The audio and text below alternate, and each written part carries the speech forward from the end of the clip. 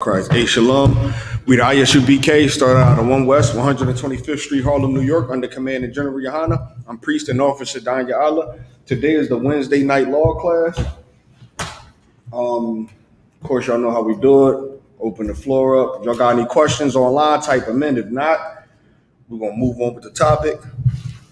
And before we went live, a question was proposed that we're going to get into right now, since we do have a question. And it was about, should you have sex when a woman is on her menstrual cycle or having a period? Nakar, give me the scripture you got. Khan. It's the book of Leviticus, chapter 15 and verse 19.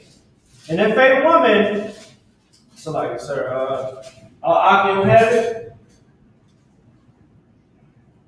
So like, you got the scripture? Yeah, I'm right here, 15, 19. Most on Christ. This is the book of Leviticus, chapter 15, verse 19. And if a woman have an issue, and her issue in her flesh be blood, she shall be put apart 7 days. So if a woman have an issue, and the issue that she's having in her flesh, if it's blood, she got to be separated for 7 days. You know, women have what the Bible call flowers. It's really, in today's term, would be considered a period, right? Some women periods last 7 days, some women's 3, 4, 5. You know, it really depends, right? If she have an issue in her flesh and his blood, if her period lasts 4 days, she unclean till 7 days. Her period lasts 7 days, she's unclean till 7 days. She got to be put away. Read on. Come. And whosoever toucheth her shall be unclean until the evening. Now, she's unclean for 7 days. So, and Salakia, Barzal, Baba Kashal, could you put the cat in the basement? I know they said let's try not have it up here during class sometimes. The water, I appreciate it. Now, if she's on her days of separation, she's unclean for 7 days. If you touch her, if anyone touch her, they unclean until the evening. Meaning, if you touch her, you unclean until sundown. That's the evening. So if you touch her early in the morning, when the sun go down, you clean again. But until then, you considered unclean. Read on. Come. Verse 20. And everything that she lieth upon in her separation shall be unclean. Now, everything that she lay on while she's separated, even that's unclean. Like this is in the book of Leviticus, right? Which is thousands of years ago. To show that the Bible is real science, right? The Bible is real science. Doctors today would recommend that women would be considered a quarantine, put away when she's on her menstrual cycle, because it's her body cleaning out itself and getting rid of all the toxin and waste that's in it, and it's coming out through her menstrual cycle, right? If that gets on somebody or touch somebody and can get into somebody, bloodstream, or if it touched the wrong person and, in the wrong way, it can make them sick. So because it's bad blood coming out of her, she shouldn't be around nobody. Why? Because that can make someone sick. The person that's touching it can get on somebody. She might sit on something and get up and then leave a spot of her, flour on what she left on, and then somebody could come down and sit right in the blood or something, and now they attracted her germs and they get sick. It's so many things that can go wrong with that. So the Lord is like, to fix that, while she's on her flour, she just should be apart from everybody. Read. Come. And everything that she lieth upon and her separation shall be unclean. Everything also that she sitteth upon shall be unclean. Whether she lie on it or sit on it is unclean. Read. Come. And whosoever toucheth her bed shall wash his clothes. Now, if you lay in her bed, you touch her bed, when you get up, you should wash your clothes. Read. and bathed himself in water. And he should take a bath. He should take a bath, which shows you what? Washing up came from the Israelites. Before us, it wasn't in nobody culture to take a bath. Nobody didn't believe in taking baths. That's what baptism is. Washing up, taking baths. No organization or no culture or civilization that was on the face of the earth believed in washing up until didn't believe in washing up unless they read it from the Bible. They didn't do it. Even if you could read old war stories, right? On a lot of the wars that went on in America. One thing that they noticed is that some devils would never take a bath. They would never take a bath. In fact, they would have tons of sex and never wash up. They would just spray cologne on their body every day to override the sex smell and the funk smell. That's what they did. Hamites, which are the so-called Africans, forget about it. They got traditions where they rub doo-doo on their face and to the point where it's dried up and it's white and they stay like that for days until it fall off. They don't believe in washing up. You had your hand up in the back, brother? Yeah. Not even the Egyptians, they didn't wash up. In the beginning, no, they didn't. No, they didn't. When did the Egyptians? Egyptians start washing up, right? Why? Who taught the Egyptians how to wash up? I was under the impression that they already knew how to wash up.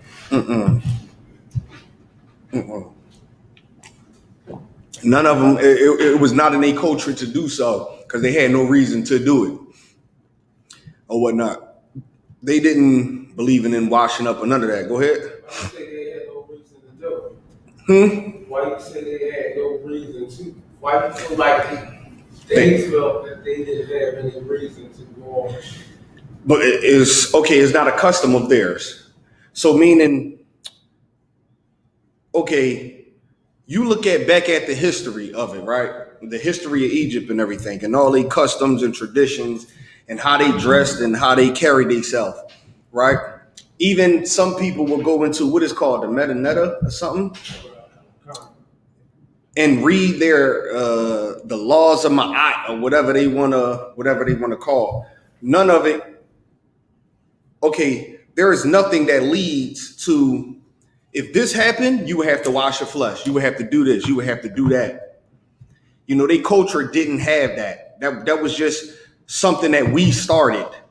That was something that we started and living amongst them. And also, the book that I went into yesterday, Josephus, when you read that, Abraham taught them a lot of things. Remember, Moses lived amongst them at one point, and they learned from Moses. They learned from Solomon. Throughout the history, they learned a lot of our customs and traditions, which came with them eventually, as time go on in civilization, they begin to start washing up. It was just not their tradition. That's why they would, certain rituals or traditions that comes from them would be, it have to deal with cow piss or some type of beetle dung or something. Or whatnot. Like even when you look at it back when the queens of Egypt, right, used to wear mascara. They used to keep that mascara on their face for weeks and weeks. Mascara back then was nothing but beetles they would take and bugs, certain type of bugs, crush it up together, get it smooth enough, and put it all on their face. That's all it was. They walk around with weeks and and months of mascara on their face, and it's dead bugs. It's just something they did. Everything in their culture led them to walk around with some type of feces, piss, or dead something on them. And if you pulling up pictures with feces on a goddamn Hamite face that's dried white, okay, that had to be there for quite some time in order for it to look like that. You know, when you start digging into the history and looking at them, you start seeing certain things to where as though you like, okay, that had to be there a very long time. That's why it turned that color. You know, they had to put that on. When do you have time to wash it off? They walk around ashy, all that. It was just never in their custom to wash anything. Whether they walk around with the same clothes on, they walk around with the same everything on, and it wasn't until they got a hold of us and watching us to where as though they realized, what are y'all doing? Oh, nah, you know, this happened, so this is why we washing this. This happened, this is why we washing that. But nowhere in the customs, you was required to take a bath. You know, so that's why I say that. Mm-hmm. So I heard you say it was yesterday. Mm-hmm. We was going through the book of something in the Old Testament. I believe it was Leviticus. Mm-hmm. We was talking about the customs and how people don't want to keep the law. It says something there about when people last forever. Right. Nah. Because the New Testament came about, mm-hmm. that is abolished. Right. Because I was looking at something today. Mm-hmm. Captain Tazariak, he's supposed to be a part of this. Mm-hmm. He said something that kind of confused me. He was holding a class and he said that a lot of people want to go by the Old Testament to the letter, and he was like, you know, upon the coming of Jesus, a lot of that stuff is done. Like, and that kind of confused me because I'm like, yeah, this was in class yesterday. I heard a brother, he was sitting behind that, he said the same thing. Right. And it confused me. When he said that a lot of the stuff that He said, you know, I don't want to go. I know you probably, I could go to it because I saved it. Right. Because I don't want to get confused. Maybe I said I'm going to come here and I had my. Right. Yeah. Okay. He said he in counsel right now. Okay. I'll get back to me later on, but I said I'm on my way to class. I'm going to ask the brother, but it kind of confused me because he was basically saying, I was trying to quote him and led it into the impression that basically this is done. The Old Testament. Upon the coming of Jesus, it's like you don't have to follow this. I said I heard it different. Follow what? Because okay, more than likely you I probably misunderstood. You misunderstood them. But there are that's why, okay, if you could go back and find it and then figure out exactly what he said, that'd be better. But there is certain things in the Old Testament that we don't do today. And it's because of Christ. Like sacrifice. Like we don't sacrifice animals today because Christ was the last sacrifice. So, no, go ahead. I'm trying to pull it up. Okay. All right, let's read on. And then whenever you pull it and then figure it, I mean, just let me know. Let's read on the car. Whoso toucheth her bed shall wash his clothes and bathe himself in water, and be unclean until the evening. Right, read on. Okay, sir. Yeah, go ahead. What's so heavy about what you said earlier about these other people not having, the courtesy of cleaning themselves. This show that we was, wise in the sense of just self-grooming and just being clean people. When you look at the Africans, that's why we make jokes about the smell of Africans and East Indians and other people. Right. Us, our women, they always, for centuries, they make sure they smell like something, make sure they well kept. But right. You look at these other nations, like you said, sex workers wouldn't even wash up. They're just trying to put perfume on. Just perfume, right.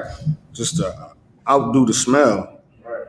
Let's read on. Verse 23, hold on, verse 24.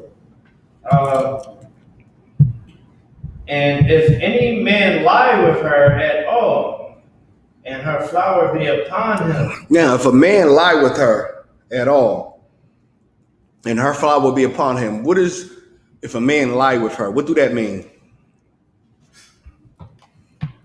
A man lie with her. Yep. If a man have sex with her, and her flower, her days of separation, the day she separated, and she's bleeding, she having an issue with her flesh. If a man lie with her and it comes on him, read. He shall be unclean for 7 days. Now he's going to be unclean for 7 days. Now it's a difference. If you sit on something that she sat on, or lay in something that she laid on, now you might not see no blood there, but to be safe, you unclean until sundown. Just to be safe, you might not see nothing. But if you lay with her and have sex and her blood get on you, now you unclean for 7 days. Go ahead. You say something? Yeah. I'll go back up to 19. Mm-hmm. Yeah, it said, whosoever shall touch it first shall be just a touch. To the ego, what you said, and you lie down with her, like in that manner, right? Yeah. 7 days. You unclean for 7 days. Right, you unclean for 7 days. Nakar? If I could, really, with the unclean, this is it's really big on priests. You know, a lot of priests, we do a lot of work in school, so we be having to be real careful. Right, you can't do that. Hey, babe, you on your menstrual, or you know what? You know what I mean? I play the couch, don't touch the couch. You know what I mean? I got the couch, or we already got another bed set up. You know, we had to live like that. And we'd be cautious on, okay, if we're gonna try to engage our wife, making sure that the coast is clear, because we wouldn't have time to be away from our duties. Like Christ said, allow the dead to bury the dead. When the brother wanted to go, so who was, I think it was Peter. Yeah. That wanted to bury his family members. His family member. Christ was like, yo, we don't got time for that. You know what I mean? Let the dead bury the dead. You know what I mean? They not in the truth. You about to wait 7 days, because going to a funeral, being around a dead body, you're unclean for 7 days. It's not a sin to be unclean for them 7 days, but it takes it away from the work. Right, it's making you quarantine for the, for the safety of the people, right? You got some uncleanness that will make, is some things that'll make you unclean, but it's also a sin to be that unclean. Like eating pork. You eat pork, shrimp, crab, or lobster, not only you're unclean, you committed a sin. But your woman on her flower, touching your woman, becoming unclean, that doesn't make it a sin. But also, here's the heavy point about it. Why, if her flower get on you, you unclean for 7 days? Because being unclean for 7 days is a very long time. You can't come amongst the congregation. You can't come to no events that's happening at that time. You can't, there's certain things you can't, that prevent you from being around the temple or coming to class or whatnot. And it's to make you not become unclean. It's like, okay, for one, I shouldn't even be doing it anyway, because this is her time of separation, meaning this is her time to allow her body to rejuvenate and, build back up. Let her do it, So for me to go on and lie with her, it's going to make me unclean for 7 days. Do I want to take? Nah. Not only you putting yourself in a situation where the Lord's saying stay away for 7 days, because why? You could possibly come around the congregation and get them sick now. Because whatever she passed to you, you come around the people and then pass to them. right? So now, do I want to be unclean for 7 days? No, I'm not going to do it. I'm going to just let her body go through what it needs to go through, and then we're going to get it on after that. So now, if you didn't know, what does the scripture say about if you didn't know? Let's say if you didn't know, right? And then you come amongst the congregation. What does the scripture say about that? Verse 25. No, I'm asking a question. Then what?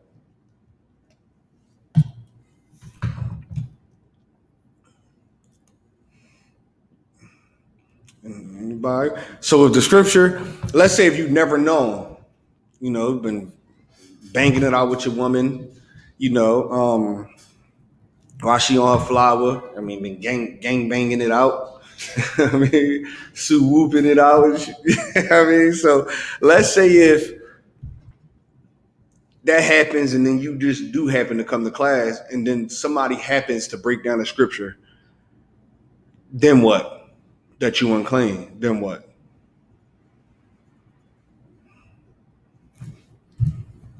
Anybody online, you can answer this question too.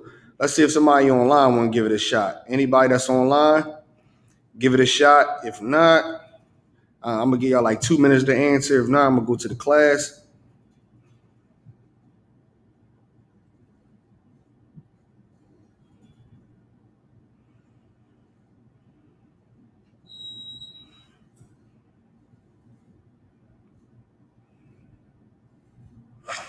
Let me know if somebody typing in.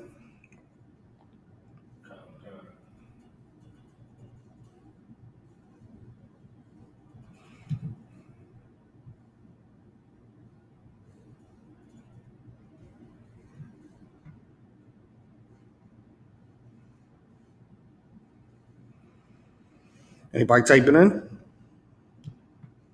All right. What about in the class? Anybody want to give it a shot? Let's just say it happens and you didn't know it wasn't supposed to happen. Then what? The car? If you ain't know, you saying like this. What if I'm not mistaken? Somebody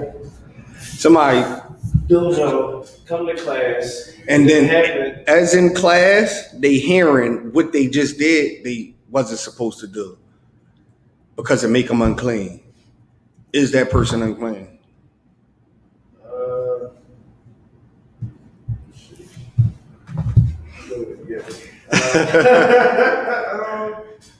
That's a good question. I would say no. And why? Don't be unclean. Well, because they didn't know exactly the law on it. Precept.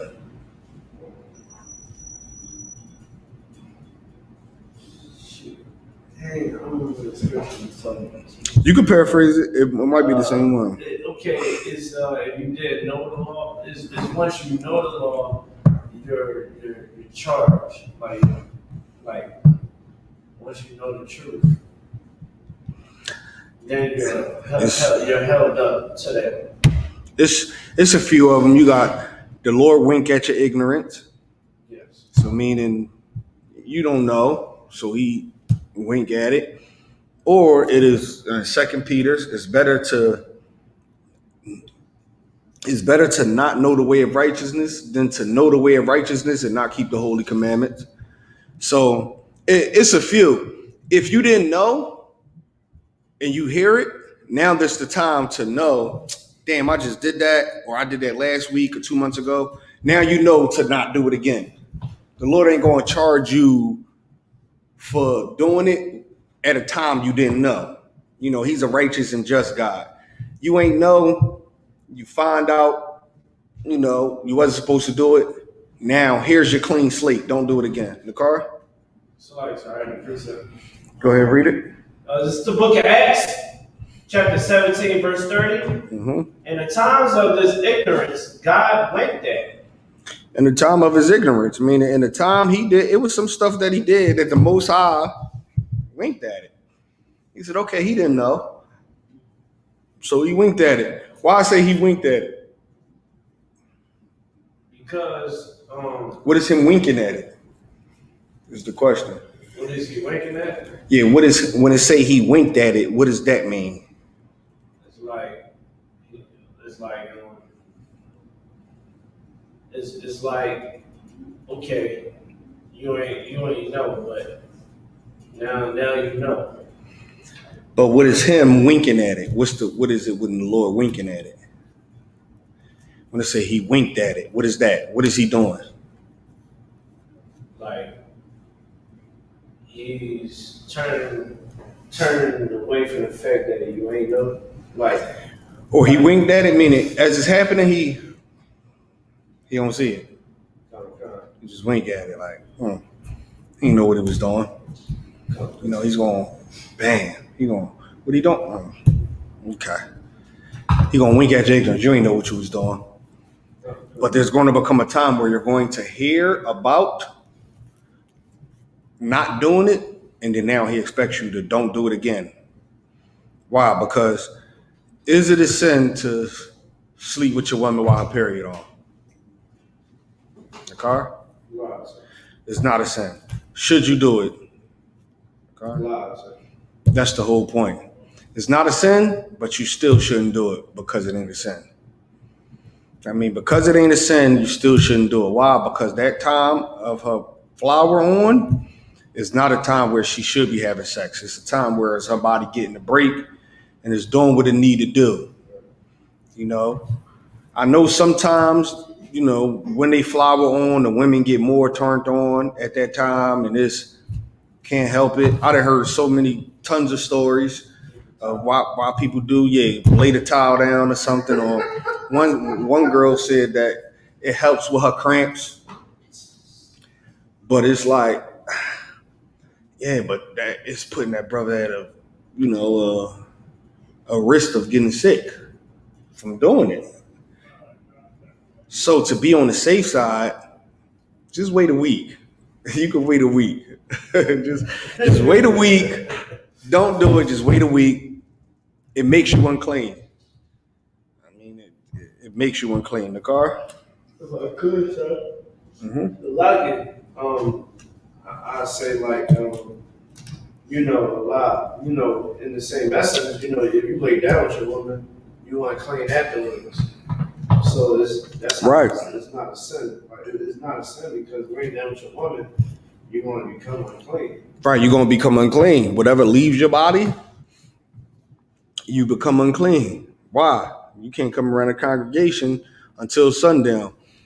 You got to wash and then wait until sundown. Why? Because we don't know what you might have that you could pass, on to somebody. But waiting until sundown, sun go down, if you cool, you ain't got no symptoms, no fevers, no nothing, all right, you good to go. That's the whole point. Give it some time after you do it, and let's just wait. Let's just wait, give it some time. When the time go by, if you cool, you can go back, sundown. But if that blood get on you, that same blood that was running out of her, even if she don't got like no type of disease or anything, the fact that the blood that's cleaning the body out get on the person could make them sick. So you got to quarantine for 7 days now to make sure that, whatever illness you got living on your body, you don't pass on to somebody else. So that'd be the whole purpose. Now, should you do it? Nah. You should not be sleeping with your woman while her body going through the flower stages of her period. Is there any more on that? Let's read verse 25. Let's end it off with 25. 25, Mm-hmm.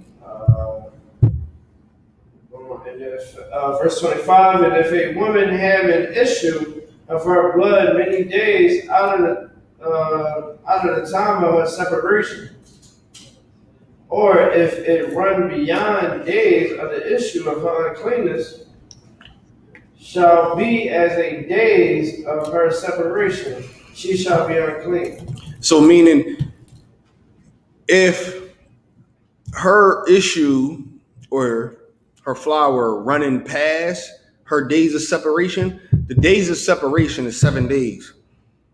Some women, it happens whereas though their period lasts longer than 7 days. If that happens, her days of separation will end the moment her flower ends. So you unclean for 7 days. If your flower runs 8 or 9 days, you unclean for 9 days. If your flower go off that 10th day, if you wake up that 10th day and you no longer bleeding, then you clean. But if you wake up the 4th day, you unclean until the 7th day. The 7th day, but if you bleeding and then the 7th day come and you still bleeding, and then you wake up the 8th day and you're still bleeding, you unclean. You wake up the 9th day and you not, then you clean. Let's read on. Is there any more?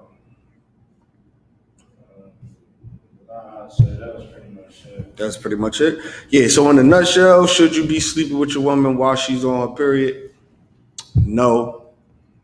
Sometimes women come up with crazy reasons on why it should happen, but the scriptures say you shouldn't do it. It's going to make you unclean for 7 days if the blood get on you. And to be safe, anything she lay on and sit on, you unclean until evening. So that's why, sometimes it's, some brothers can't, ain't got the privilege to, when they women get on their flower, can separate from them if they living in the same house. House might not be big enough or something, but there's alternatives y'all could come up with, whatnot, to make sure, have her sleep on a whole separate blanket or something. Cut off one side of the bed and have her sleep on. Make sure that, listen, you got to put this under you, and this can't leave the bed because your body can't touch the bed. It's different things you could come up with to make sure, damn, if I can't sleep in the bed with her because I'm going to be unclean, but I got to be at the school tomorrow, or I got to do this for the Lord tomorrow at 12 o'clock, but I'm going to be unclean until sundown, which is about 6. What should I do? I ain't got no other bed to sleep in. This is my only bed. You could think of there's other ways where y'all both could still sleep in that bed and you could be clean. You could be clean. I remember I worked at dietary in hospitals and nursing homes for so long. And I worked in cleaning the dishes and everything. But a lot of the dishes would have seafood and pork, like a lot of abominable things that if I touch it, it'd make me unclean. So what I would do is I would get gloves that came up to my elbows since I'm washing in the sink. Now, that unclean pork, shrimp, seafood, whatever they got is touching the gloves, that it don't make me unclean because it's not touching me. So now I got the gloves on and I'm in there washing the dishes and everything, so I can still be able to do what I can do the next day. I won't be unclean now. So now, just like thinking of a way to not let the abominable foods touch our flesh, it's the same way with your red flour. I mean, you could think of a ton of ways. I mean, especially if a brother don't want to sleep on the damn couch for 7 days. Or if you ain't got nothing to do the next day, then you might just be like, hey, look, man, shalom. Might just be like, all right, look, man, I'm going to be unclean for the sundown. I ain't got nothing to do. So, it really depends on your situation. Hey, shalom. It really depends on your situation, really. You could think of something, man. Think of anything besides sleeping with her. Anything besides sleeping with her. The last thing you want to do is be sick as hell and you wondering why. Can't even figure out why. You know what happens. Okay. But was that it, brother? Anything else? Did you ever find out what you was looking for? Oh, you found it? Okay.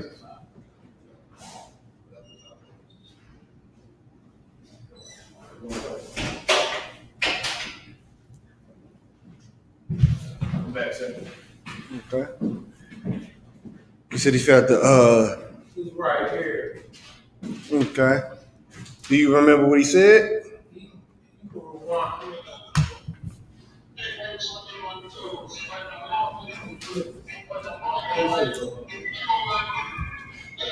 You listen to that machine?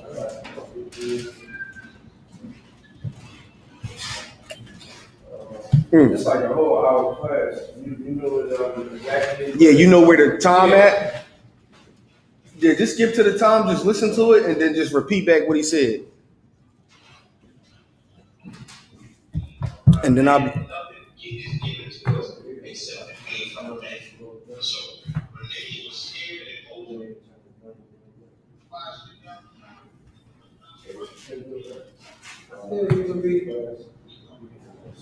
I'm gonna talk to somebody else from Hollywood. Oh, you can't find it yet? I can find it, but it's in here. You can probably look at it in your spare time. Okay, got you.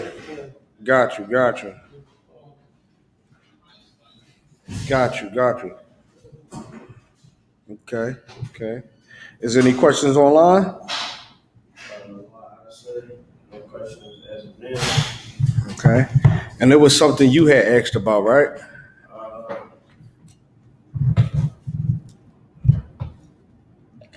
Babylon. Mm-hmm. Like what was going on in Babylon? Well, not Babylon. The gate city. Sodom and Gomorrah. What was the whole backstory of that? Okay. There's some key points to go into. What was going on in Sodom and Gomorrah? Give me Matthew 24 and 38.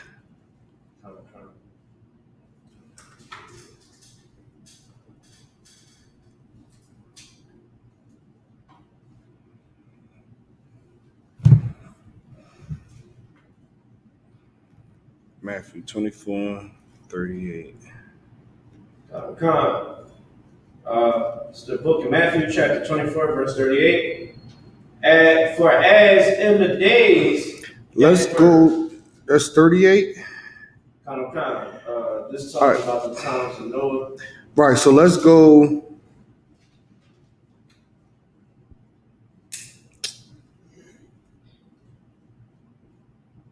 $36. Verse 36. Mm-hmm. This is the book of Matthew, chapter 24, and verse 36. But of that day and hour knoweth no man, no, not the angels of heaven, but my Father only. What day or what hour shall no man know? In the car? When Christ comes. When Christ comes, Salaki. When Christ comes to destroy America, come with 200 million angels, as is prophesied in Revelations, no man shall know the day and the hour of his return. The only person that know is the Most High himself. Read on. Verse 37. But as the days of Noah were, so shall also the coming of the Son of Man. Now, as the days of Noah was, so shall the coming of the Son of Man be. The same way the days of Noah was, so shall the coming of Christ be. Meaning what? In the days of Noah, what was they doing when Noah was building the ark? Go ahead. Everybody was indulging in these sins. Sleeping with strange women. Was doing what the hell they want. They was looking at Noah like, what the hell is he doing? Why is he building that goddamn big old boat? Everybody, nobody wanted to listen. Noah was building a boat and was telling them why he was building a boat. He was going out there prophesying, talking to the people. And as he was doing it, people looked at him like, what the hell is he talking about? This dude crazy. What is he doing with all them animals? Why is he building that boat? Yo, he been building that boat for forever. But in the days of Noah, it's going to be like the days of Christ. Yo, what them niggas out there in the corner talking about? The Jews is the chosen people of God. God love Hispanics. Oh, why they over there helping the Haitians? Oh, it's going to be a ton of things that's going to happen where everybody is going to question us why we do it and don't give a damn why we doing it. They're going to think we out of our mind, which is why people call us a cult. You damn near can't tell your mom that you going to the goddamn Israelite school without her looking at you like, Like, just think about it. Your whole life, your mom wanted you to read the Bible and find God, or just find God, period. Your mom wanted you to find God. The day you tell her, hey, mom, I'm going to this Israelite organization where they teaching me the Bible, they teach what she wanted you to do her whole life, you finally do, but now she's looking at you like you goddamn crazy. Like, what? You where? The Israelites, you studying where? Nah. What? I mean, but I'm in class reading the Bible. They're calling out scriptures. I'm going to it in the Bible and I'm reading it. I mean, I don't see the issue. And she still look at you like, nah, you got me crazy. Your mom would accept you being a Muslim, being a Buddhist, a Hindu, being Christian. But what she will not accept you is being an Israelite. That's one thing she would not, she's your wife not willing to put up with it. You learning where?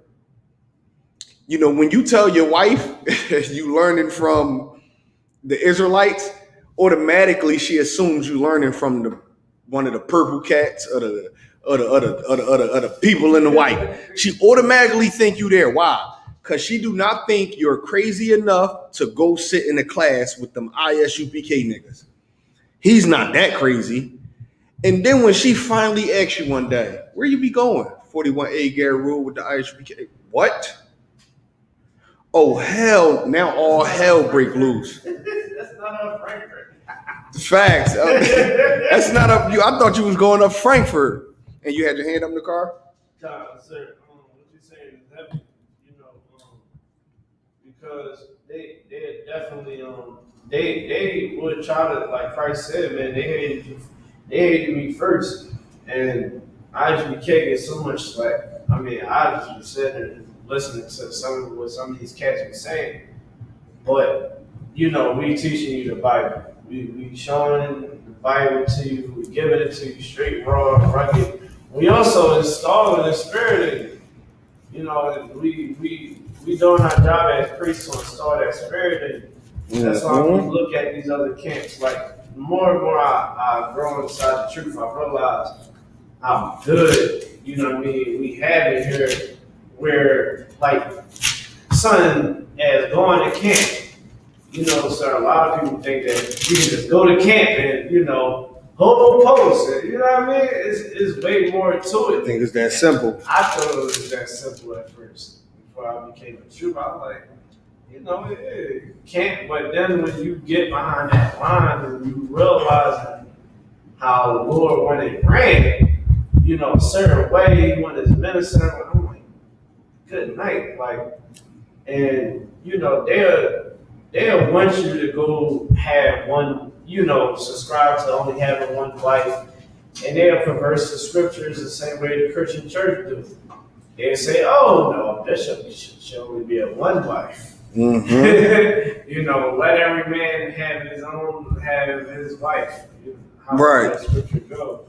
And it's evil, man. That's why it's so important for brothers to come into the school and take on the responsibility that the Lord wants us to carry out. Right. Now, what you saying is heavy. Let's read on. Sir. But as the days of Noah were, but as the days of Noah were, so shall also the coming of the Son of Man. Mm-hmm. Verse 38. For as in the days that were before the flood, they were eating and drinking, marrying and giving in marriage. Now, before the flood came, they was eating and drinking, marrying and giving in to marriage. Now, they was eating and drinking. What was they eating and drinking? Why is it mentioning that they was eating and drinking? Go ahead, because everybody eat and drink. It's no big deal. That's how we live. But why is it saying here they was eating and drinking? Nakar? Would it be like double-sided? I know that they would eat whatever they wanted to eat outside the dietary law, and also given an imagery of people just so relaxed and living their best life. Like, got the cup up and the fruit and the plates, and made everybody got the diamond chains on, gold Rolexes and all that, and then boom, COVID, something like COVID-19, Right. or boom, Christ cracked the sky with a bunch of angels and just destroying everything. Yeah, like they was eating and drinking whatever the hell they wanted. They was just having a good old time. And why and it say they was giving until marriage. They was marrying and giving until marriage. Meaning what? What was they doing? How was they marrying and giving into marriage?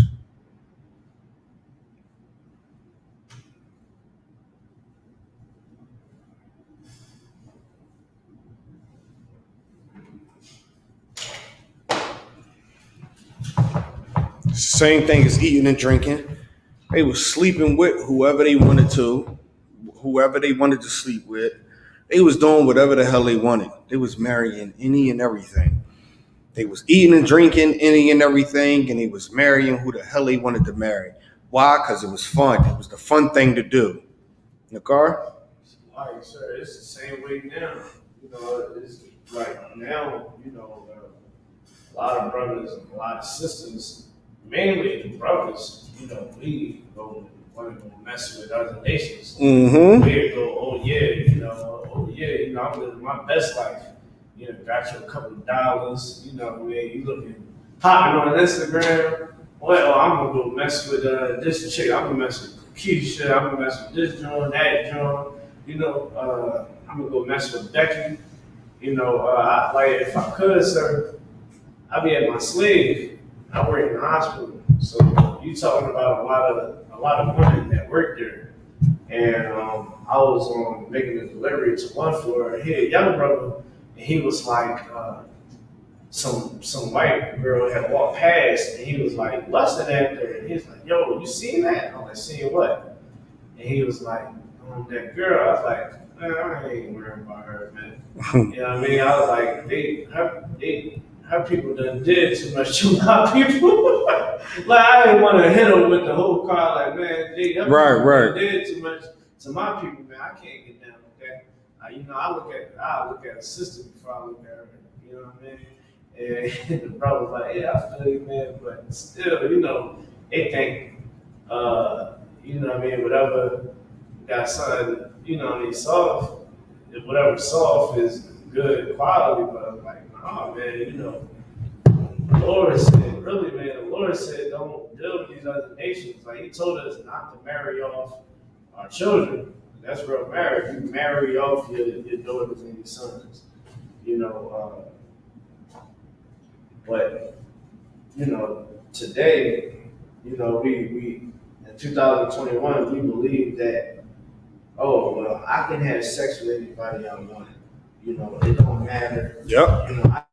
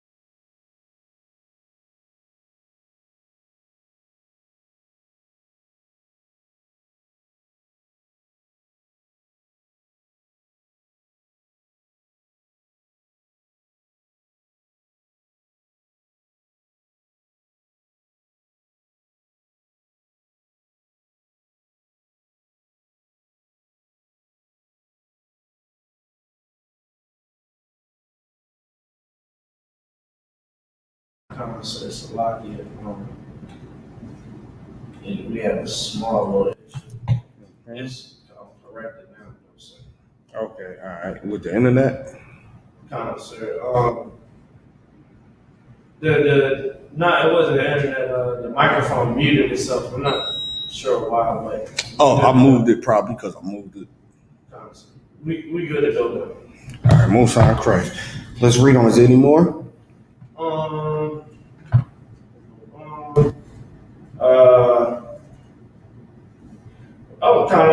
Sir. Verse 40. Then shall two be in the field, the one shall be taken, and the other left. Mm-hmm. Verse 41. Two women shall be grinding at the mill, the one shall be taken, and the other left. Word. Verse 42. Watch therefore, for ye know not what hour your Lord doth come. There's gonna be a time where it's gonna be two people doing things. One person gonna be up on the chariot, the other person is not. One person is gonna be left behind. Why? That's the person that's part of the 2/3 that's going to get destroyed with America. It's going to get destroyed with America. Like the scriptures say, 2/3 of our people shall be cut off with slaughter. They're going to be a part of the first resurrection. Get me 2 Peter 2 and 6.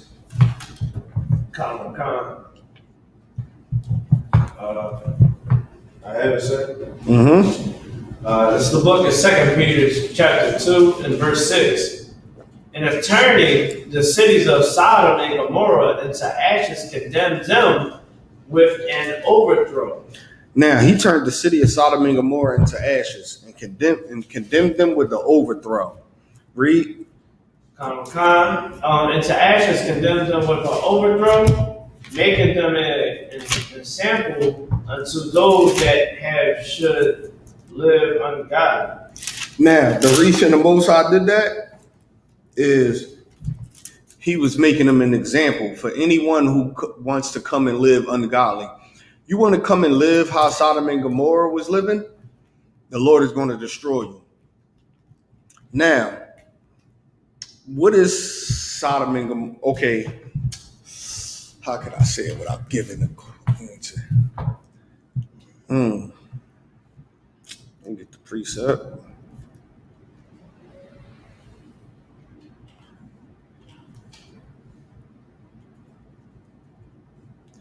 What is Sodom and Gomorrah as of today?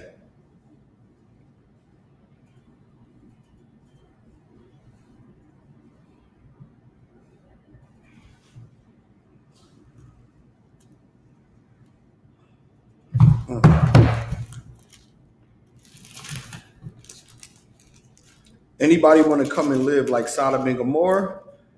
The Lord is going to turn it to ashes. What other places just like Sodom and Gomorrah?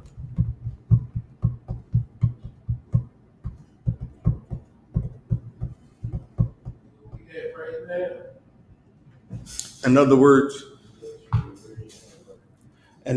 called what? Where we at right now, meaning what?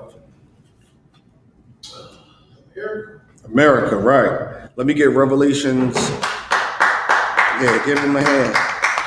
Let me get Revelations 11 and 8. Sir.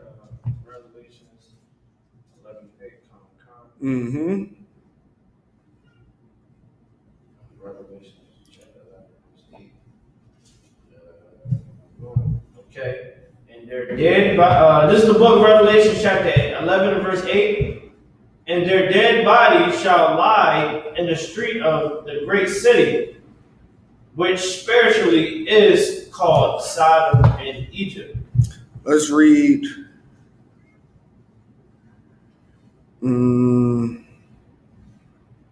That was verse 8, right? Okay, all right, yeah, let's read that.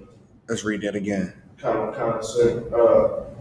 The book of Revelation chapter 8 and verse this is the book of Revelation chapter 11 verse 8. and their dead bodies shall lie in the street of the great city. Of this great city. Read. Which spiritually is called Sodom in Egypt. Why is it spiritually called Sodom in Egypt? In the car, hit me one more time with some of that strong. Somebody online answer that. Let's get somebody online a shot first. Why is it spiritually called Sodom in Egypt? Yeah, with that.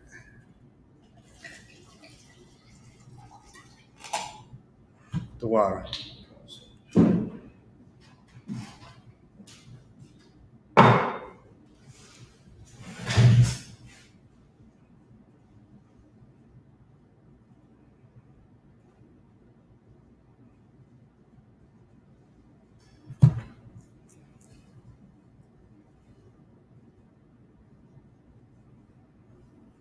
Let me know if anybody type it in. If not, I'm gonna give somebody in the class a shot.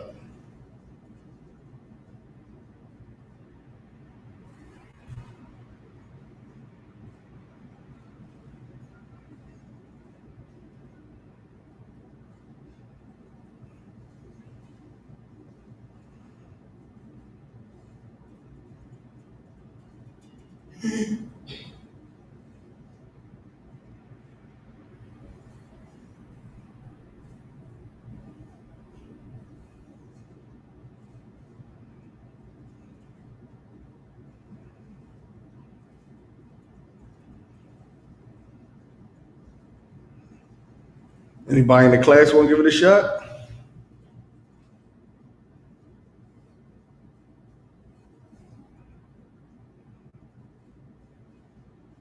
Shot. Mm-hmm.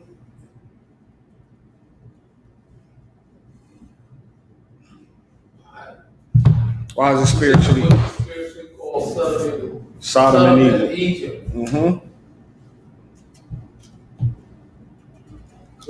Spiritually, I'm gonna sit up here and say spiritually, the same thing that people succumb to there, they wasn't spiritually inclined. Or in like a better way, right? What? Spiritually, what was going on in Sodom goes on in America. Yeah. I mean, put it in like simple term. I mean, basically what you were saying. So like what was happening there, happening now. That's why, what is it? Damn near every state in America legalized homosexuality. They got their own rights. You can't speak against them. Like, that's the thing. They have the power to cancel you if you speak out against homosexuality. But you don't have the right to speak out saying you don't accept it. You know, saying you don't accept homosexuality to a gay person, they automatically assume you don't accept it because deep down inside you are gay and just haven't came out. Mm-hmm. But they don't feel like that with any other thing. Like if you say you don't accept pedophilia, they never feel like you don't accept pedophilia because you're a pedophile. You don't accept this because you're that. They understand everything until it comes down to accepting the same sex. Oh, you don't accept the same sex because deep down inside, you're not secure with yourself. No, the same way I don't accept pedophiles, the same way I don't accept lesbianism, I don't accept homosexuality, guy on guy. It's no different. You know, you cannot accept anything in the world and it'd be cool, but once it comes down to not accepting homosexuality, you can go to jail. You can go to jail for calling somebody a goddamn homo. Like, that is crazy. They could call that discrimination or whatever the hell, whatever the term that they want to use. They got so many laws set in place to where as though they run in this country, man. Like they run everything. You can't say nothing about them. Look at the baby. The baby got on stage and voiced his opinion, which they say we all have an opinion, and they damn near killed him for it. And still trying to kill him. They is running him into the ground off of the comments he made. Now, If a homosexual get on national TV and say AIDS come from straight people, you think they're gonna cancel him? No. Hell no, they're not gonna do it. But the moment someone else comes out and speaks out against it, now you got to talk to a bunch of different organizations. You got to make it seem like you got to go the whole 9 yards. This place is spiritually Sodom, man. They used to do the same thing in Sodom. They let things like that happen in Sodom and Gomorrah. So they didn't look at it like anything was wrong with it. And why is it spiritually Egypt too? It's spiritually Egypt for the simple fact of the same way it was in Egypt, that's how it is in America. The same way. They had projects in Egypt. They had project buildings in Egypt, and guess who lived in them projects?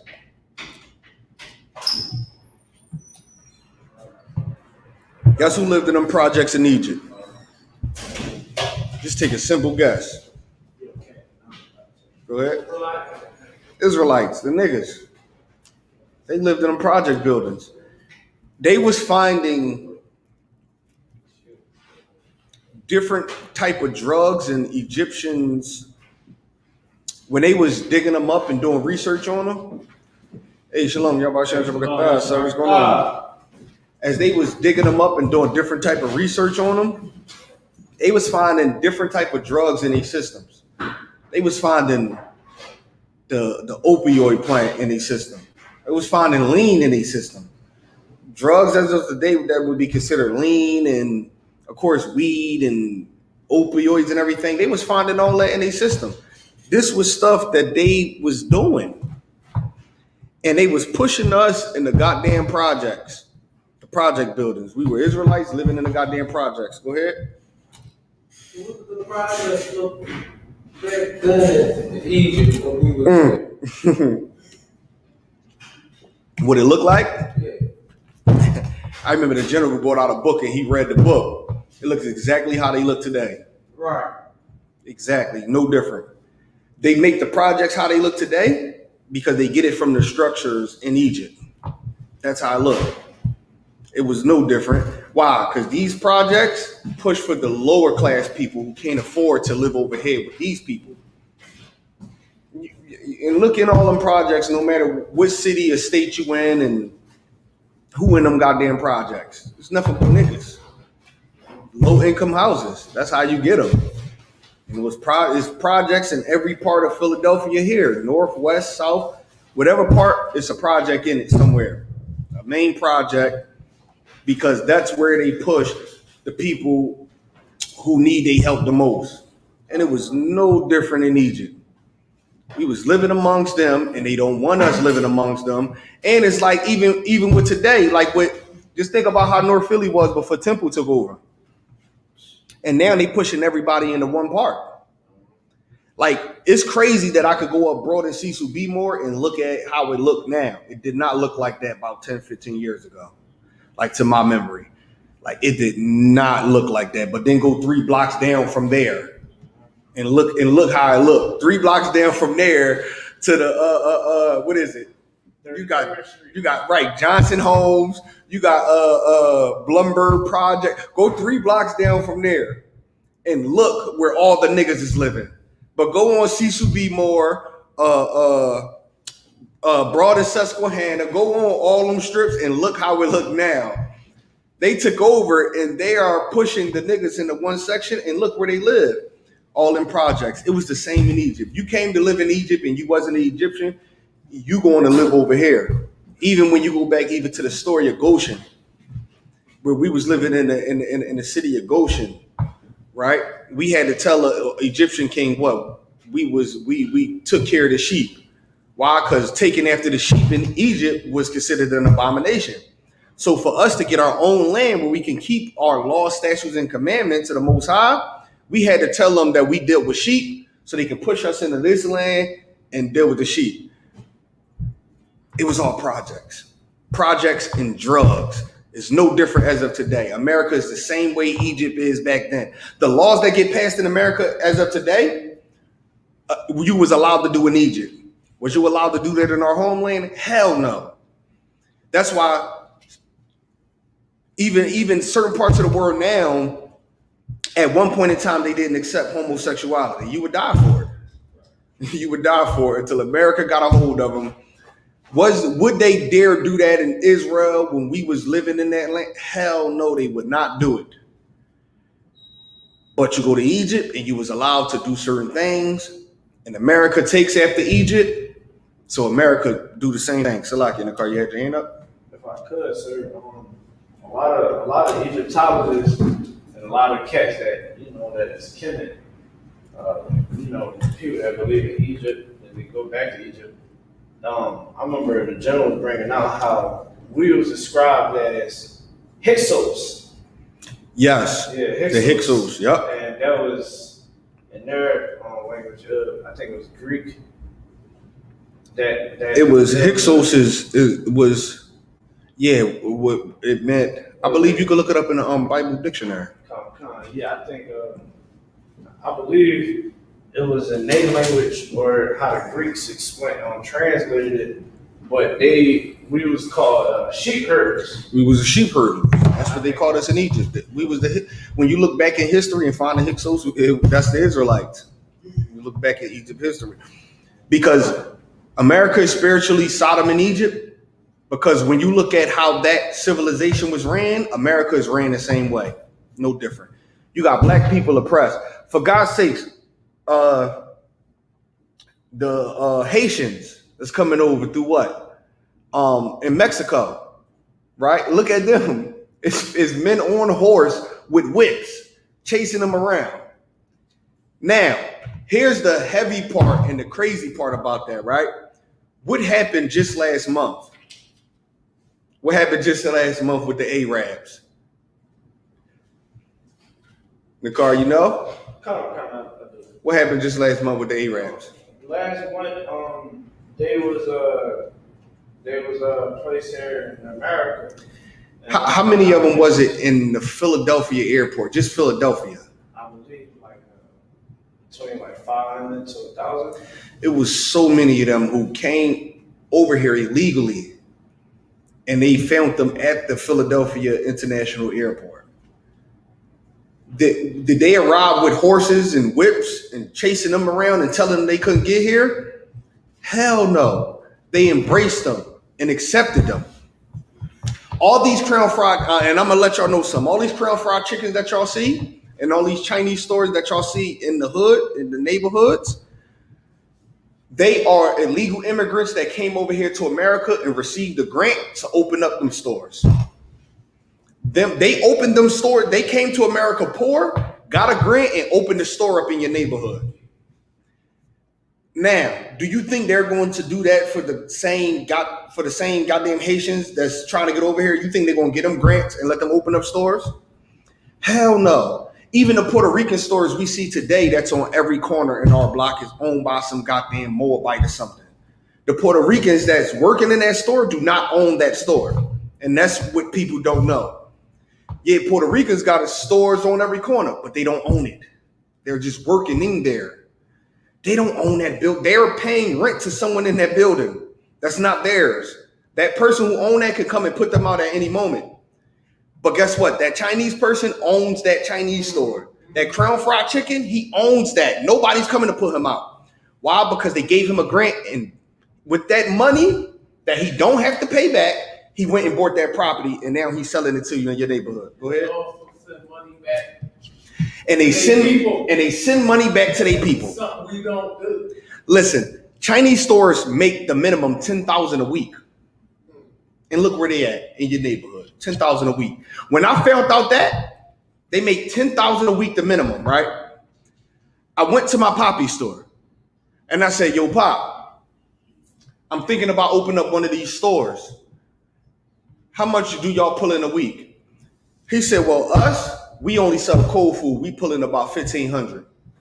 The store up the street, because they sell hot food, the poppy store up the street, they pull in about $2,500. And I said, weekly? He said, yeah, weekly, give or take on a good week. And I said, God damn. This Chinese store is making triple of what this person making. And he's us, but we not going to him. You go into the Chinese store, they got the bulletproof glass up and everything. Pop don't got that in his store. You know, Pop will let you go for 10 cents. Them goddamn Moabites is not letting you go. You come into their store and buy something that's $50 worth. If you got $49.90, you're not walking out the store with that damn food. They will harass you and will not let you go over 5 cents. Over a goddamn, and then think about this, right? When you walk into China, how many Chinese stores have y'all ever walked into and seen niggas from the neighborhood working in there? Or Crown Fried Chicken stores? Go ahead. So like, sir, I swear in the glimpse of my mind, I was shocked with seeing one black person behind a counter. But it was the rarest thing ever. What about Arabs? Arabs? Like, I seen a few black Muslims working for Arabs, but guess what they was doing? They was bodyguards. They got to put their life on the line for the goddamn store. They not behind the counter serving the food. No, that's not what they doing. They're sitting out in front of the bulletproof glass. You know who's behind the bulletproof glass? All the Arabs. You know who's not? The nigga. He got a no gun, no nothing take, because he 9 times out of 10, he's a fella who live in the neighborhood and need a job. He got to take the bullet for whoever decide to run up in here and talk crazy. And they might, and I seen that a few times, and that wasn't even a consistent thing. But these people come over here and get grants from America to open these businesses up. Do you think they're going to do the same thing for the Haitians? Hell no. Hell, I couldn't even watch the footage when I seen it earlier. I couldn't even watch how they was chasing them on a horse. I seen a picture that I just had to log off Facebook. I seen a picture of a brother with his child on his neck and the water up to his neck. And the child is crying and he's walking through the water to get over here. I seen the same thing with the Mexican brothers. I only see pictures like that when it comes down to the children of Israel. But those Arabs, they get over here on plane rides. They get over here on plane rides. They mob the airports and they come over wherever the hell they want on plane rides. That's what I see them do. Them Chinese people, they get over here on plane rides. They come here, file papers, and they open up stores. Arabs open up stores. Haitians, y'all got to get the hell out of here. Mexicans, y'all got to get the hell out of here. Why is that? Because this place is spiritually Egypt. This place is spiritually Egypt. It's no different. What they was doing in Egypt. If it's a boy and it's an Israelite, kill it. If it's a girl, let it live. They was doing that. And the ones that was living was in bondage in Egypt, building the empire. Made Egypt as great as what it was back then. Built the pyramids. They did every goddamn thing. Then you fast forward to every empire you look in, they always treated us like this. Now we here in America and it's unfolding and we witnessing it before our eyes.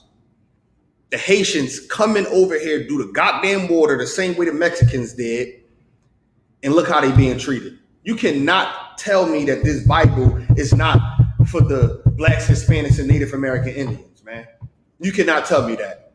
There's no way in the world I'm going to believe some goddamn devil is the children of Israel come from the Bible. He owned every goddamn jewelry store and everything. Meanwhile, it's Haitians walking through mud and water who haven't eaten in days and weeks, and they getting chased around on horses with whips. Why didn't they use cars or ATVs or something? Why in the hell did they choose horses and whips? They can get through that dirt a little bit faster on ATVs. Why didn't they do that? Why did they choose horses? Because they want you to feel, listen, nothing changed, nigga. Spiritually, nothing changed. Get your asses out of here. They chasing them around. Let's in the car. Real quick, so I can start time check 8:37. You know, this also is an example of how we fled into Africa. You know, those brothers, they went through South America and try to get to the Americas. So can we say that they Mexican because it was in Mexico? Because that's where they fled from? No. It's no different. We have a history of fleeing from one place to another to escape persecution. We get oppressed where we at, and we leave and try to go to another place. Why America don't want them here? Because they wasn't born here or whatnot. That's what they say. But spiritually, these are the curses that we go through, that the Lord say we're going to go through, which is why the I.S.U.P.K was out there on them borders. We was out there when them Haitians was crossing that road. It's footage on the internet right now of us giving them what they need, giving them everything they need and getting the word out there for countless hours and out there every chance we get to help them. Why? Because we understand what's going on.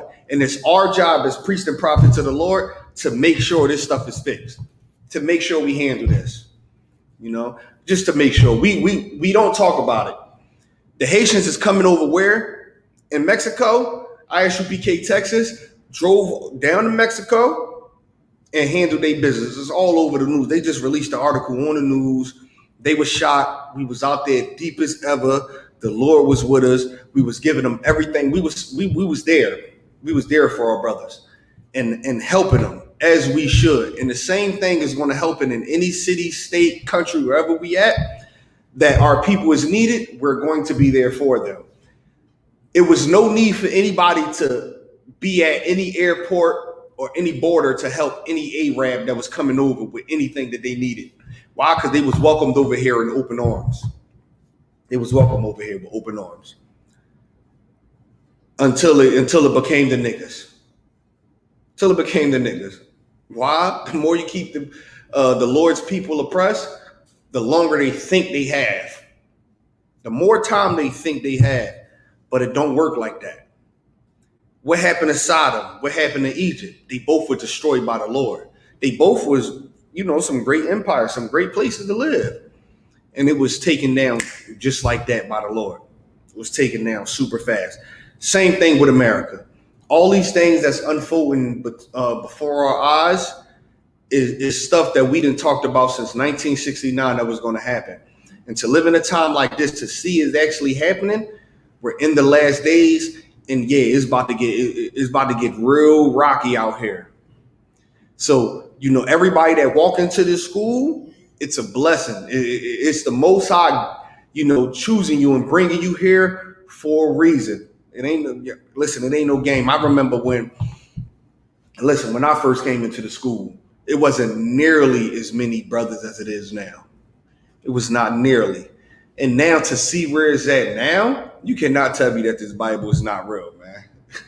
Like to just see everything from the coronavirus to the flu, to the swine flu, to all these things unfold right before your eyes, from hearing it going to happen for so many years. And then now to see the Arabs come over here just a month ago and how they get embraced. And then now I see who we say is the so-called Levites, that's a part of the 12 tribes. I see them come over the same way the Arabs come over, but it's not the same results. It's like, damn, why is that? Because it was no different when the Mexicans tried to come over, when our people tried to come over and they put them in cages. It's going to happen too. They might start putting them Haitians in cages too, treating them how they did the goddamn Mexicans. When they was putting the Mexicans in them cages, what happened? That coronavirus had that outbreak, shut everything down. Ooh, and he was getting so much help for it. Let's read on. Verse 9, one second. Mm-hmm. All right. Verse 8, and their dead bodies shall lie in the street of the great city, where spiritually is called Sodom and Egypt, where also our Lord was crucified. Our Lord was crucified where? In this place that was spiritually called Sodom and Egypt. Who was our Lord? Christ. How was he crucified in this place that was called Sodom and Egypt? Let's get somebody else a shot before you, Dakar. Come.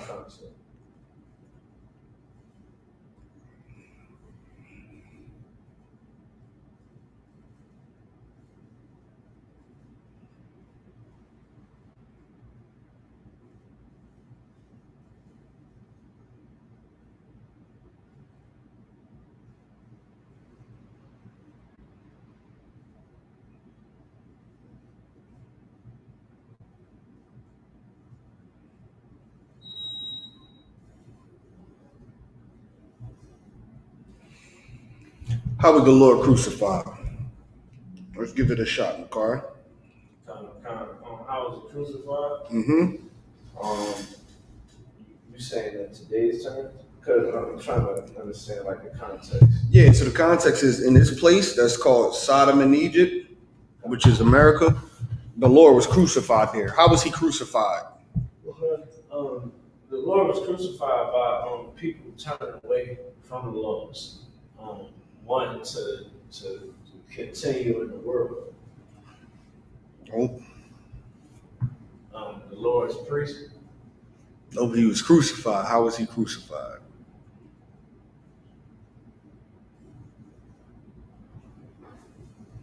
Okay, you saying the Lord and As in Christ. So, of course, if he was crucified here, it would have to be spiritual, right? Because he was already crucified. So, if Sodom and Egypt is, if the place that's spiritually called Sodom and Egypt, then that means where our Lord was crucified had to be spiritual too.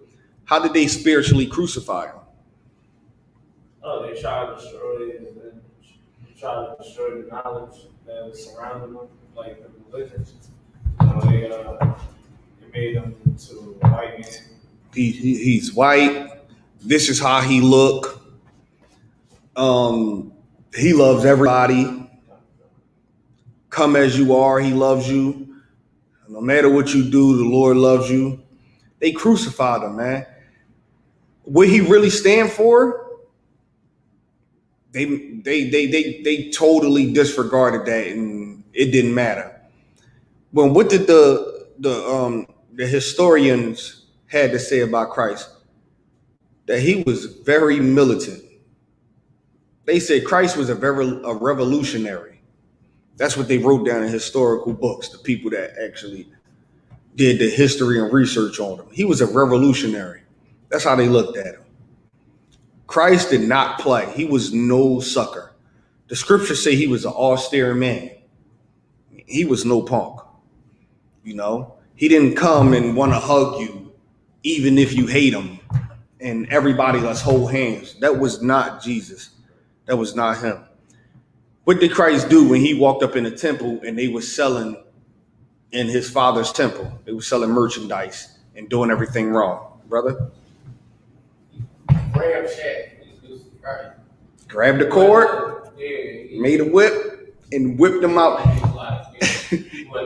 Even the goddamn donkey got it. Whatever you rode in on is going to get it in the car.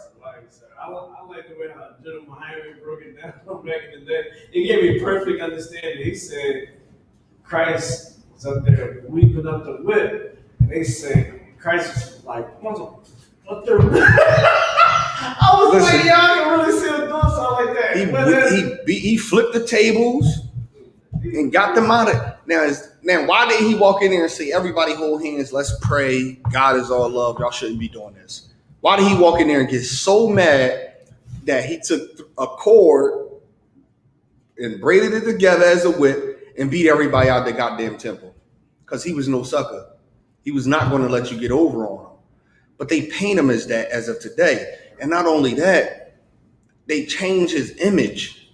The description they give of him in the Bible is not the description that you see in these pictures and in these churches. That's not it.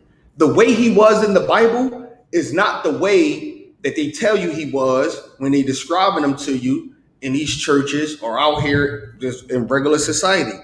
They paint him as a sucker. They paint him as somebody who didn't just die for his people. He died for everybody.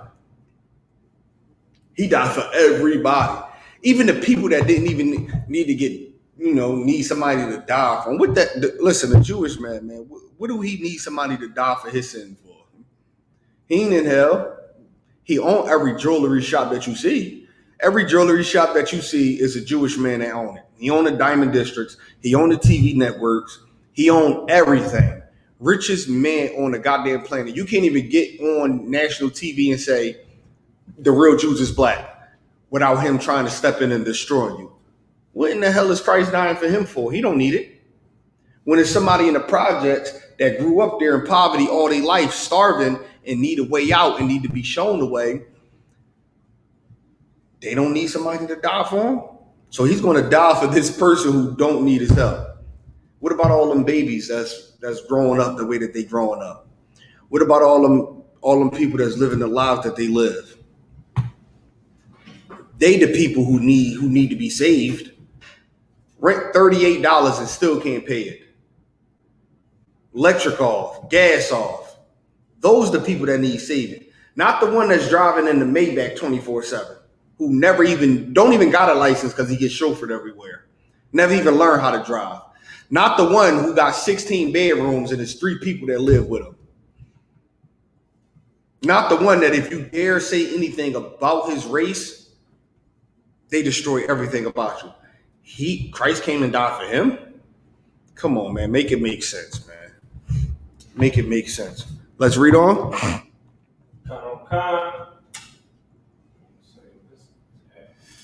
Okay, verse 9. And they of the people and kindreds and tongues and nations shall see their dead bodies 3 days and a half, and shall not suffer their dead bodies to be put in graves. Verse 10. And they that dwell upon the earth shall rejoice over them, and make merry, and shall send gifts one to another. All this is going to happen in this place that's spiritually called Sodom and Egypt. It's happening as of today, man. And times is going to get worse. Times is going to get worse. Why? Because the way the Lord's people is being treated. There's no other race on the face of this earth that come over here and, come to America the same way we do and get treated the way we get treated. There's no other nation that does that.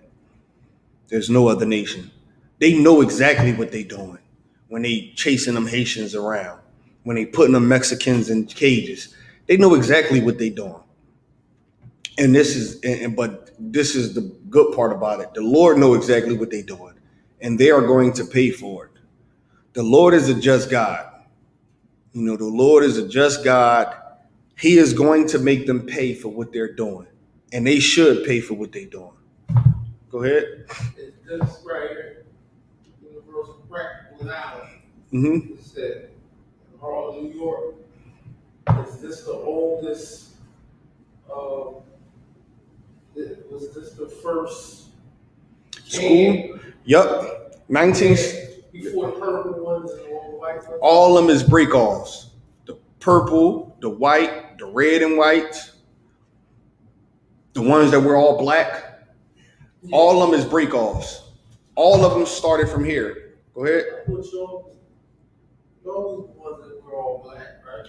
No, for the troopers. Oh, okay. But it's a group, I believe, called the HOI or something like that. They were all black, no matter what rank. Like when you first come in here, we say we're all black because that lets us know you want to be a part. You want to take it a step further. You really want to study and learn. It's a part of showing discipline. It's teaching you discipline. It's teaching you how to, for once, handle yourself. And you never went through your life and being told to do things a certain way, really. So now you come in here is a key thing is discipline. Yeah. Discipline, honor, respect. So we teach you that. So you want to show us you want to be a part of us? Let's see if you can wear all black for what, 90 days. Let's see if you can do that. At least show up in all black. And we're going to notice it. Okay. I mean, got on all black. The teacher's going to start noticing, okay, he got on all black. He's showing us something. Showing us discipline. And you come in here with all black for that 90 days, you showing us something. Something that you don't see out in the world. You do not see it out in the world. You're showing us something, and then it's a step after that. You become a trooper. Once we see that, which is you getting your Hebrew name or whatnot, and then you become an officer, so forth and so on. Like, that's what we do. So that's the only time. So after when you become an officer, you can wear whatever you want. But as you being a trooper, you have to wear all black. And when you become an officer, you can wear whatever you want. Now, and the school started in 1969, I.S.U.P.K. like a little brief history around like the 2000s, late 90s, 2000s, everybody started to split off.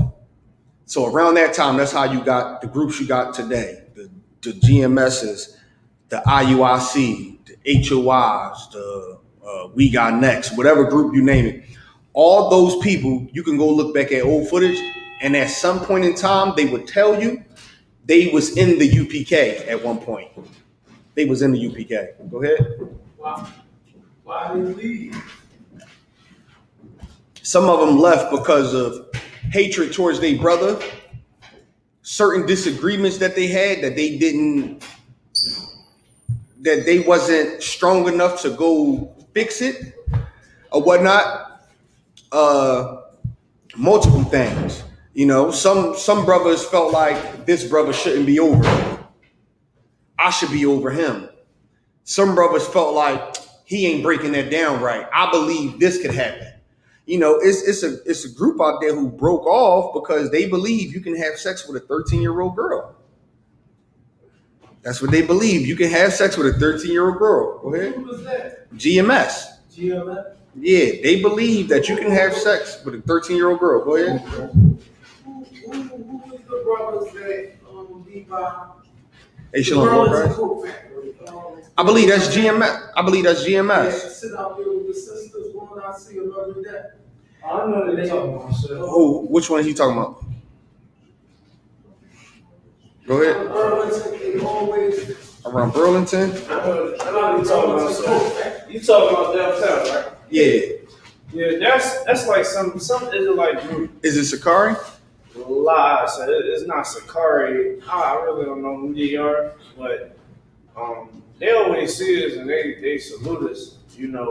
They like down the block from where we at, like near the entry I of think the I know what gallery. you're talking about. Man, yeah. I'm trying to think of their name. It's not coming to me. I I'm know what you're not talking too about. sure, but I know exactly what you're talking about too. okay, they not. I wouldn't.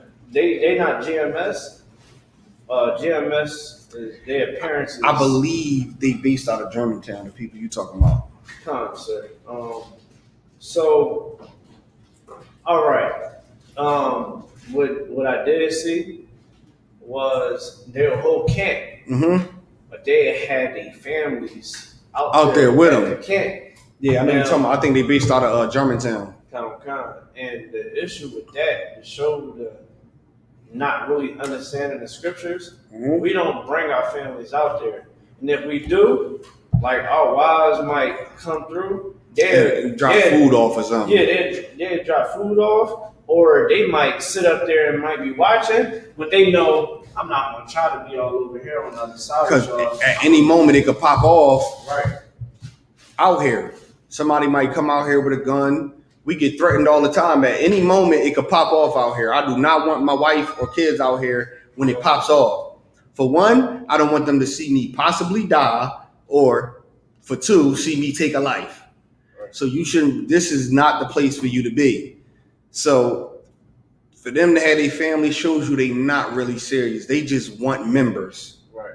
They just want people to just come in. They not really out there to tell you what the hell you want to hear. I guarantee they don't get in no arguments, no battles, no nothing. Right. They just, want you to know tell you what you want to hear.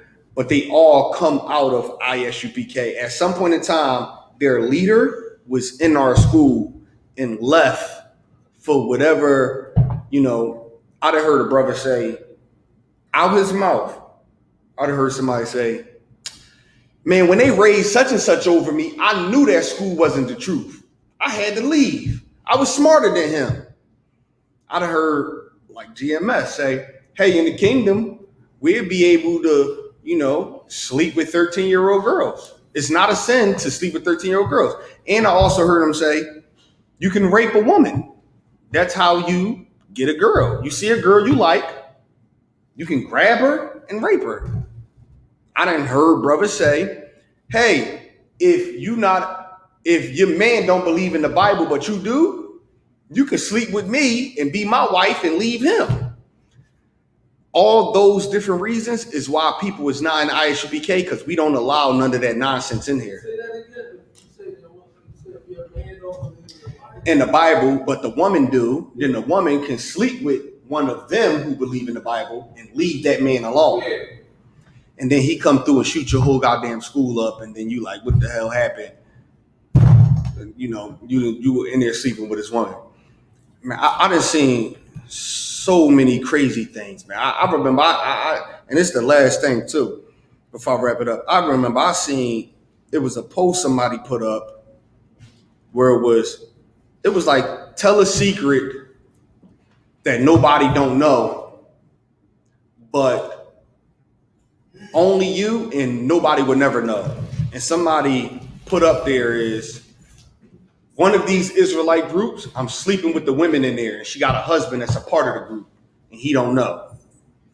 I was once a part of the group, I left, and I'm still sleeping with the woman in there, and she's still married to the brother that's in the group. And the first thing I thought was, that's every damn group outside of us. You can't be talking about no goddamn women in here. That's evil. You leave, and then you sleeping with a sister in the school who's still married to a brother in the school. That shows how much hatred you had towards your brother. 9 times out of 10, the woman he's sleeping with, the brother she's married to, is who he had a problem with. And he wasn't man enough to say nothing to, so he left and decided to sleep with his goddamn woman. You know, so evil.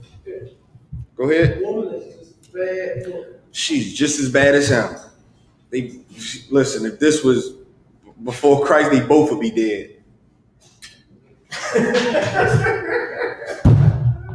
Both would be there. That's some wicked, but that's what goes on in their organizations. That's why when we say it, people just think we saying it to get more members. If you want to be in an IUIC and think that's for you, go join them. We're not stopping you. We're not coming out in front of none of them camps, debating them and trying to get people that's listening to them to stop listening to them. If you think the IUIC got the truth and you love the IUIC and you in the IUIC, you are not built to be in here. We don't even want you. There's no point for you to come in here. You won't last. You're going to leave here and just go back to them. So don't even leave them. Just stay with them. Be loyal to them. There's no point of you coming in here because you're just going to end up leaving out. If you think, Edomites can get baptized or whatnot, there's no point of you leaving the GOCC and coming in here. We don't want you. Half of you Negroes that's with these groups is not built to be in here, which is why you with them.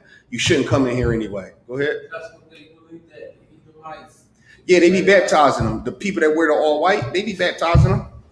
They wear the all white. Two brothers that my ex-girlfriend. Yup. She there. If you see the brother that with the real strong, and there's two that with the all white.